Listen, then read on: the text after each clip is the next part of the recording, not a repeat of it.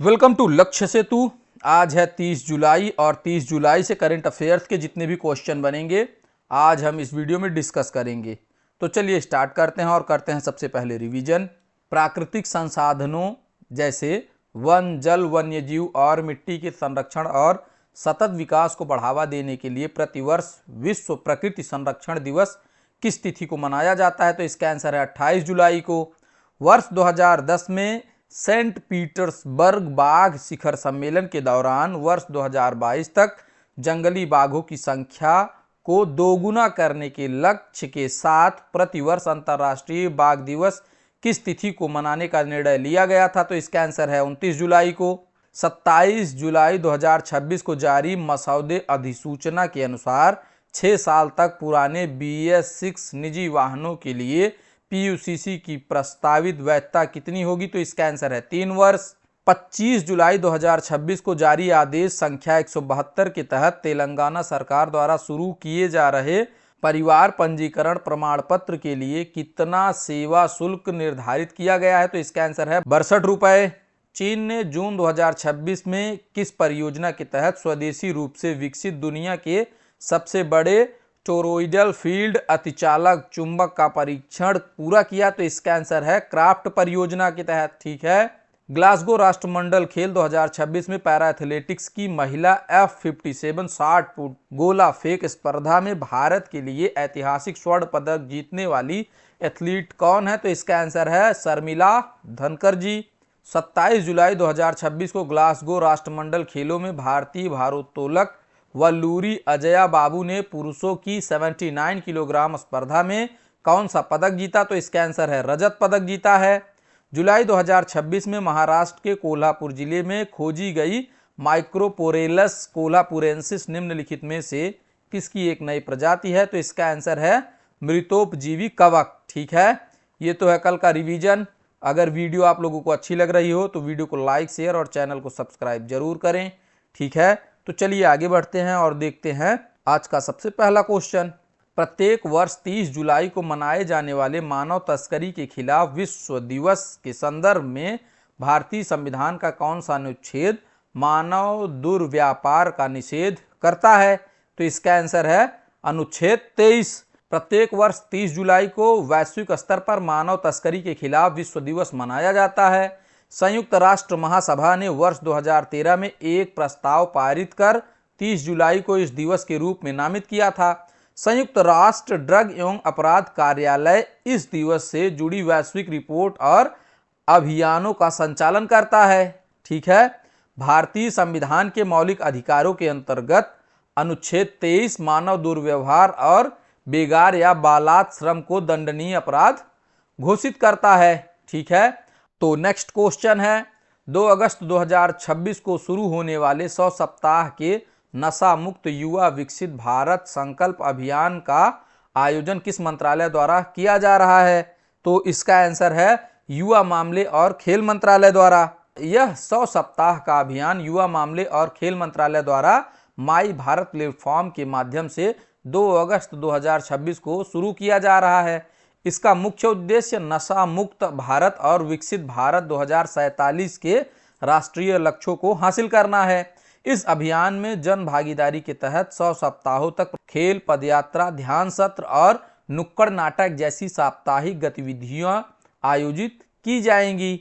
ठीक है। और इसके शुभारंभ पर देश भर के 10,000 स्थानों पर 1 करोड़ से अधिक युवाओं द्वारा नशा मुक्त की शपथ लेने का लक्ष्य रखा गया है। इसमें राष्ट्रीय सेवा योजना, युवा क्लब, शैक्षणिक संस्थान और 125 से अधिक आध्यात्मिक संगठन भाग ले रहे हैं। ठीक है।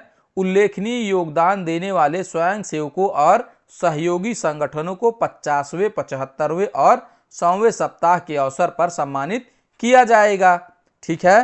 तो नेक्स्ट क्वेश्चन है 29 जुलाई 2026 को लोकसभा द्वारा एक राष्ट्र एक चुनाव से संबंधित संविधान का 129वां संविधान संशोधन विधेयक 2024 की समीक्षा कर रही संयुक्त संसदीय समिति के अध्यक्ष कौन हैं? तो इसका आंसर है पीपी चौधरी जी। लोकसभा ने 29 जुलाई 2026 को एक राष्ट्र एक चुनाव विधेयक की जांच कर रही 41 सदस्यीय संयुक्त संसदीय समिति का कार्यकाल बढ़ा दिया है। यह समिति संविधान के 129वां संशोधन विधेयक 2024 की जांच कर रही है। ठीक है, इस विधेयक का मुख्य उद्देश्य लोकसभा, राज्य विधानसभाओं और स्थानीय निकायों जो कि त्रिस्तरीय है, जिसमें ग्राम स्तर होता है, ब्लॉक स्तर होता है और जिला स्तर होता है, के चुनाव एक साथ आयोजित करना है। एक राष्ट्र एक चुनाव की कार्यान्वयन योजना का लक्ष्य इसे वर्ष 2029 तक पूरी तरह से लागू करना है। संयुक्त संसदीय समिति में संसद के दोनों सदनों, लोकसभा और राज्यसभा के सदस्य शामिल होते हैं। तो नेक्स्ट क्वेश्चन है, अंतर्राष्ट्रीय बाघ दिवस 2026 से पूर्व जारी आंकड़ों के अनुसार राजस्थान के 5 बाघ अभ्यारण्यों में सबसे बड़ा अभ्यारण्य कौन सा है, जहां सर्वाधिक 72 बाघ दर्ज किए गए हैं? तो इसका आंसर है रणथंभौर बाघ अभ्यारण्य।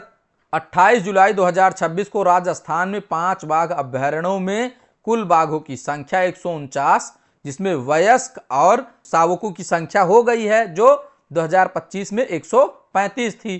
ठीक है, राजस्थान में कुल 5 बाघ अभ्यारण्य है, जिसमें रणथंभौर, सरिस्का, मुकुंदरा हिल्स और रामगढ़ विषधारी और धौलपुर करौली है। ठीक है, प्रत्येक वर्ष 29 जुलाई को अंतर्राष्ट्रीय बाघ दिवस मनाया जाता है।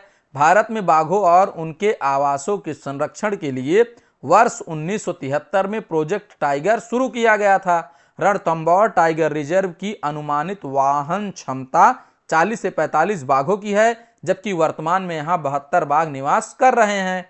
तो नेक्स्ट क्वेश्चन है, संशोधित भारत नेपाल रेल पारागमन प्रोटोकॉल के तहत भारत की पहली सीधी वाणिज्यिक कंटेनर मालगाड़ी यानी कैनोला की खेप भारत के किस बंदरगाह से नेपाल के विराटनगर पहुंची है? ठीक है, तो इसका आंसर है कोलकाता के बंदरगाह से।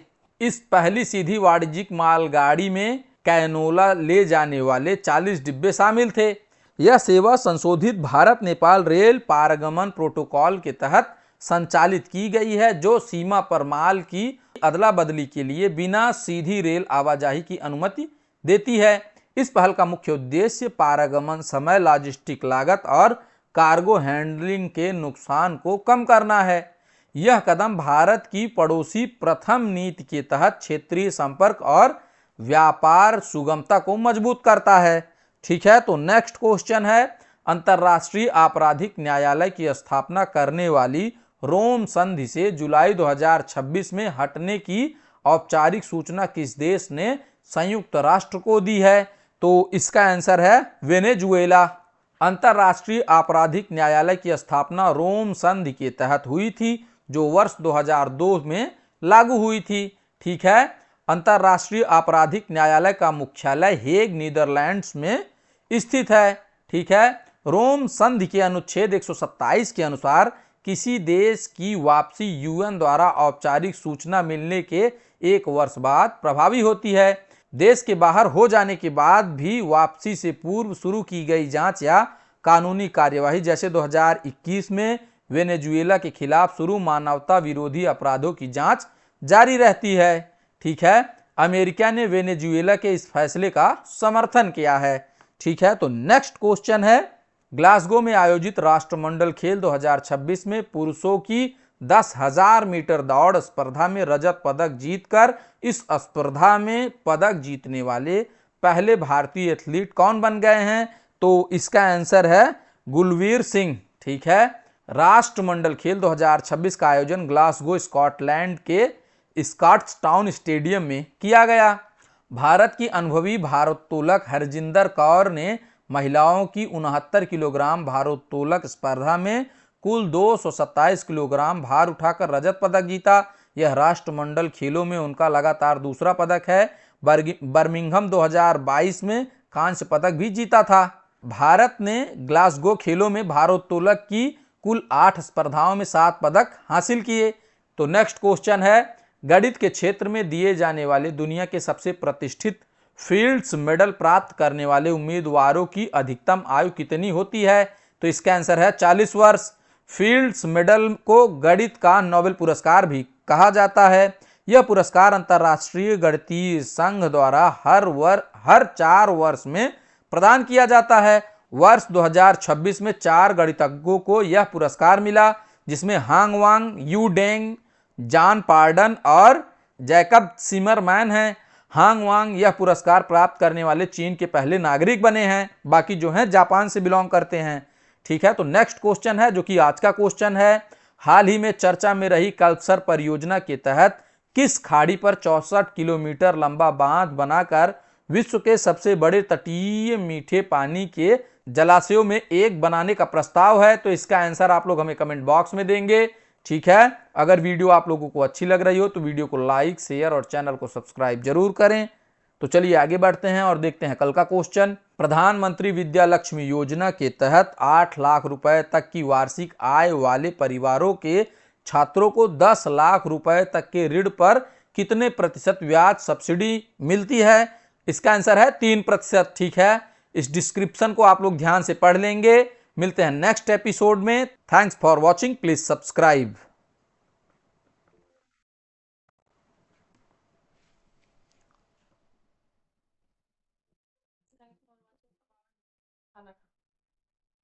मेरी धन मातो तुम दुस्साहत हो, तुमको पिचाई छिचाई।